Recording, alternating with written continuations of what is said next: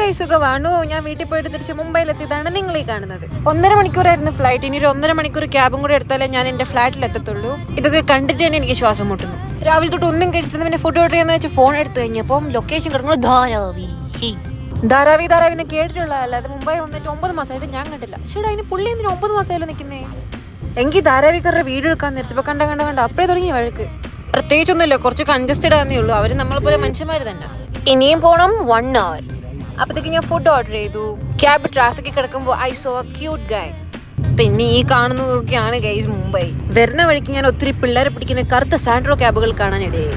പിന്നെ ഈ അതിമനോഹരമായി നീണ്ടു നിവർന്ന് നടക്കുന്ന റോഡിൽ കൂടെ ഒരു 10-15 കിലോമീറ്റർ പോകേണ്ടി വന്നു. വീട്ടിലെത്തിയിട്ട് വേണമെന്ന് നീണ്ടു നിവർന്ന് കിടക്കാൻ ഒരൊറ്റ ആഗ്രഹം ഉണ്ടായിരുന്നു. അപ്പത്തേക്കും ട്രാഫിക് ഉണ്ടോ. 3 കിലോമീറ്റർ കൂടെ ഉണ്ടായിരുന്നുള്ളൂ. ഒരു 30 മിനിറ്റ് ട്രാഫിക് കിടന്നു കഴിഞ്ഞാൽ അവസാനം ദേണ്ടേ ഞാൻ ഫ്ലാറ്റിൽ എത്തി. മടുത്ത് പണ്ടാരടിക്കുന്നുണ്ട്. ഇതൊക്കെ കൂടെ കാണുമ്പോൾ വലിച്ചു കീറി കളയാൻ തോന്നുന്നുണ്ട്. പക്ഷെ ഒന്നും ചെയ്യാൻ പറ്റില്ല. എന്റെ നിസ്സായസ്ഥയാണ് ഈ കാണുന്നത്. അപ്പോൾ അത്രേ ഉള്ളൂ ഗൈസ്, ബൈ.